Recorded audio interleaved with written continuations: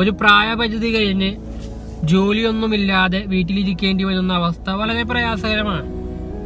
ഒരുപാട് ഓപ്പർച്യൂണിറ്റികൾ, ഒരുപാട് അവസരങ്ങൾ, ഒരുപാട് തൊഴിൽ മേഖലകൾ നമ്മുടെ നാട്ടിൽ ഇപ്പോഴും അവശേഷിക്കുന്നുണ്ട്, ബാക്കി നിൽക്കുന്നുണ്ട്. അതുകൊണ്ടാണെന്നല്ലോ മറ്റുള്ള സംസ്ഥാനങ്ങളിൽ നിന്ന് ആളുകൾ വന്ന് നമ്മുടെ നാട്ടിൽ ജോലി ചെയ്ത് നമ്മുടെ നാട്ടിലെ സമ്പത്തും കൊണ്ട് അവർ വീട്ടിൽ പോകുന്നത്. അപ്പോൾ അവസരങ്ങളില്ലാത്തതുകൊണ്ടല്ല, നമ്മൾ തയ്യാറല്ല.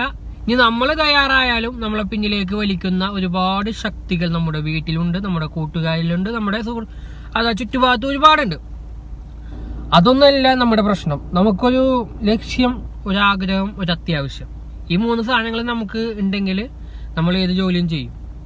2023 കോളേജിൽ നിന്ന് ഇറങ്ങുമ്പോൾ അതിനു മുമ്പ് വരെ ഞാൻ ഒരുപാട് ജോലികൾ ചെയ്തിട്ടുണ്ട്. മീൻ മാർക്കറ്റിൽ മീൻ ചോക്കാൻ നിന്നിട്ടുണ്ട്, ഇറച്ചി മാർക്കറ്റിൽ ഇറച്ചി വെട്ടാൻ നിന്നിട്ടുണ്ട്.